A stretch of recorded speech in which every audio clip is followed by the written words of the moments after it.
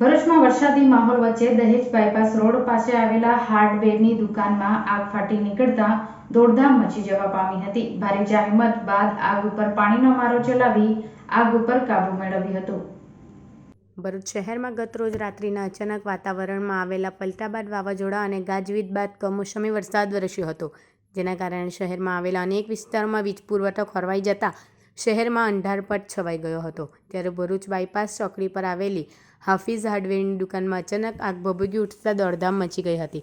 આગની જાણ સ્થાનિકોએ ભરૂચ પાલિકાના ફાયર ફાઇટરને કરતા તેઓ ટીમ સાથે તાત્કાલિક સ્થળ પર દોડી આવી ચારેય બાજુ અંધારપટ હોવા છતાં ભારે જહેમત બાદ આગ પર પાણીનો મારો ચલાવી આગ પર કાબુ મેળવ્યો હતો। જોકે ઘટનામાં કોઈ જાનહાનિ નહીં નોંધાઈ હતી। જી આજ રોજ ભરૂચ શહેર ખાતે દહેજ બાયપાસ ખાતે હાફિઝ હાર્ડવેરમાં આગ લાગવાનો બનાવ બન્યો હતો। 12 વાગ્યાની આસપાસનો બનાવ હતો, જેના પગલે ભરૂચ ફાયર બ્રિગેડને જાણ કરાતા ભરૂચ ફાયર બ્રિગેડની એક વોટર બાઉઝર ટીમ સહિત તાત્કાલિક ઘટના સ્થળ પર આવી આગની પરિસ્થિતિને કાબૂમાં કરેલ છે। અત્રે જોતા કોઈ ઈજાનો કે કોઈ જાનહાનિનો કોઈ અહેવાલ નથી।